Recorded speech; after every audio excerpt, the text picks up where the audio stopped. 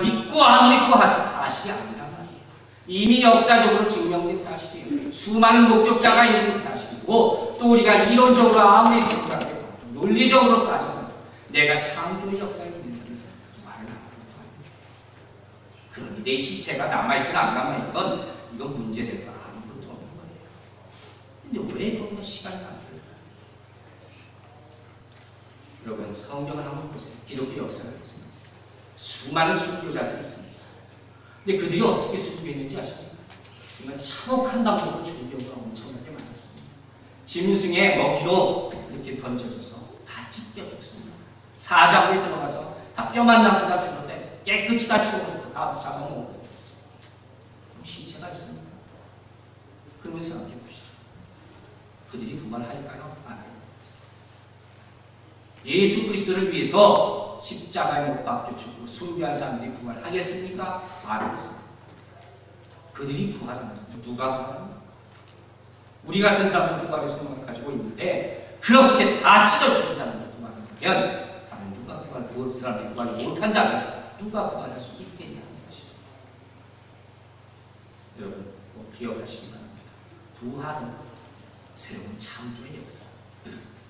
하나님께서 천지 만물을 지으시듯이 부활은 고린도전서에 따르면 사도 바울에 따르면 변화되는 것이라 했어요. 새로 태어나는 것보다 변화시키는 하나님의 능력이 부활 가운데 나타나는 것을 믿으시는 여러분들 되시기 바랍니다. 다시 본문으로 돌아갑니다. 오늘 이 중요한 요즘은 뭡니까? 데살로니가 교인들의 요즘은 먼저 죽은 사람들은 어떻게 되냐는 것입니다. 이 사람들 부활하겠습니까? 안 하겠습니까? 거기에 대한 대답이 15절과 16절에 나옵니다.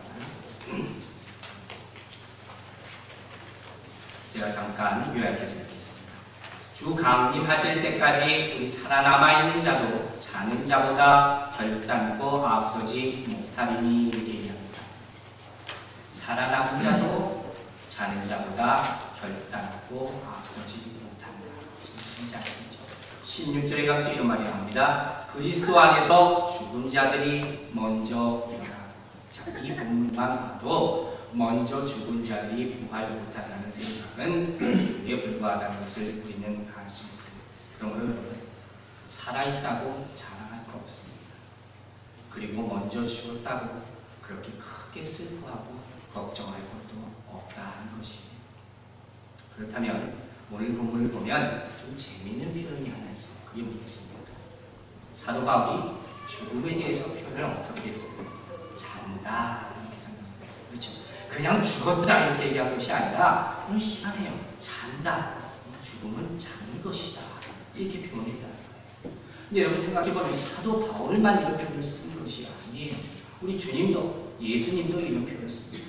죽은 자의 장례식에서 사람들이 다 울고 있는데 그 앞에 가서 저자가 잔다 이렇게 얘기하거든요. 그럼 이 사람들이 말했다면 죽음은 뭐예요? 자는 것이라는 거예요. 여러분 어떻게 생각하십니까? 여러분 잔다는 일을 먼저 생각해 봅시다. 여러분에게 잔다는 것은 뭘 의미합니까? 휴식이에요. 그냥 레스트하는 거예요. 쉬는 거예요.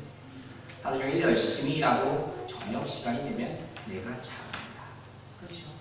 근데 중요한 게 하나 있습니다. 뭡니까? 자고 나서 아침에 다시 일어나는 거예요.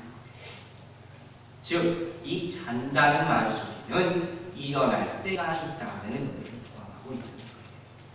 즉, 이 잔다는 말하면 생명력을 계속해서 유지하는 거예요. 그냥 끝나는 것이 아니라 잠듦으로 내가 끝나는 것이 아니라 생명은 잠들면 죽은 것 같이 잠들어 있다는 표현을 쓰지 않습니다. 그러나 그 생명은 계속 살아있다는 것이에요. 여러분의 이해를 돕기 위해서 이해 돕게 될지 모르겠지만 제가 아주 쉬운 예를 하나만 드리겠습니다. 뭐냐면 여러분들 친구나 가족의 자는 모습을 본 적이 있을 것입니다. 아마 본 적이 있을 거예요. 사람마다 모습이 다 틀립니다. 근데 애들은요 자는 모습은 너무 이쁩니다. 천사 같다 이렇게 말하지 않습니다. 어떤 아이도 자는 모습은 이쁩니다. 눈 감고 있어서 이쁘고 장난한 척도 이쁩니다. 우리 애도 잘 때는 천사 너무 이쁘게 잘 자요. 애들은 잘못을 다 있구나. 그런데 죄송한 말씀인데 비교하기가 안 좋지만 어른들은 조금 틀리지 않습니까? 여러분들 부부관계 한번 생각해 봅시다. 부부 사이에 혹시 남편이나 아내가 잠들어 있는 모습 보신 분 있습니까? 최근에 본 적이 있습니다. 그 모습이 참 아름답고 멋있다 이렇게 생각되는 분 있습니다. 한번 손 들어보시기 바랍니다. 세 분이 손 들었습니다. 네 분이 손 들었습니다. 지금 눈치 보면서 급격하게 손 들지 마시고 여러분 정말 잠자는 아내와 남편의 모습을 보면서 내 부인은 정말 미인이다. 내 남편은 정말 멋있다. 그런 생각이 들면 정말 성공한 겁니다. 평생 동안 그런 마음으로 같이 주무시기를 주님의 이름으로 축원합니다. 그런데 이렇게 자다가 둘 중에 하나가 아니면 둘 다 코를 고는 경우가 있어요. 이렇게 되면 조금 힘들죠. 그렇죠. 저는요, 별로 좋은 경우는 아니지만 우리 집사람은 아니에요. 좀 두고지 않는 사람을 봤어요. 무서워요. 여러분 좋은 분이 있어요. 지금 뭐라 할까 말이지만. 그런데 코는 볼 수 있지 않습니까? 저도 코가 안 나요. 근데 코를 보는 거는 내가 볼 수 있는데 코 보는 사람이 없이 가만히 보다 보면 어쩔 때 코를 계속 드렁드렁 돌다가 어떻게 됩니까? 점점 숨이 차지고 꺽꺽꺽꺽 숨이 넘어가요. 그런 경험 있으시죠? 그럼 어떻게 됩니까? 그 모습으로 처음에는 막 코 보면 시끄럽고 화가 나고 짜증나죠. 그러다가 웃깁니다. 재밌어요. 나중에 보면 이게 치근해져요. 걱정이 되는 거예요. 이러다 숨 막히게 넘어가고 어떡하나.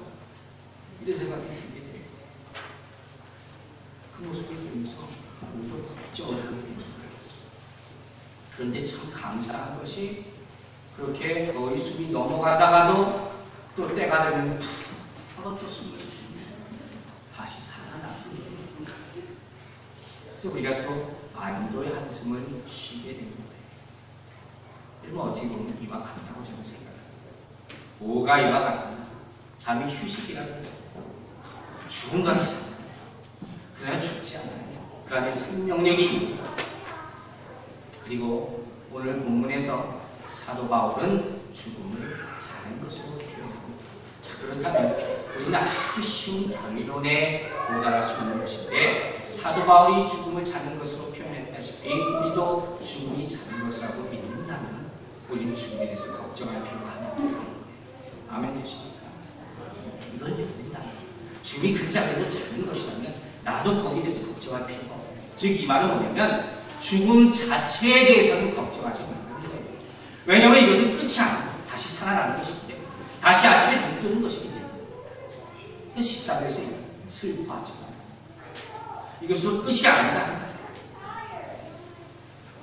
묘사에 보면 참 힘들고 가슴 아픈 것 중에 하나가 하늘의 부르심을 받는 분들이 참 많아요. 그리고 또 인종을 앞두고 참 투병하시는 분들도 주변에 참 많습니다. 그래서 우리가 그분들을 기도를 하고 그분들을 위해서 많이 그것들을 기도하기도 하는데 저희 부모님들도 이제 연세들이 가지고 80이 다 가까이 되셔서 몸들이 다 건강하지가 않으십니다. 그래서 저 준비하세요 하는 얘기를 자주 합니다만 특별히 이 시기를 통해서 그런 어려운 가운데 있는 가족들에게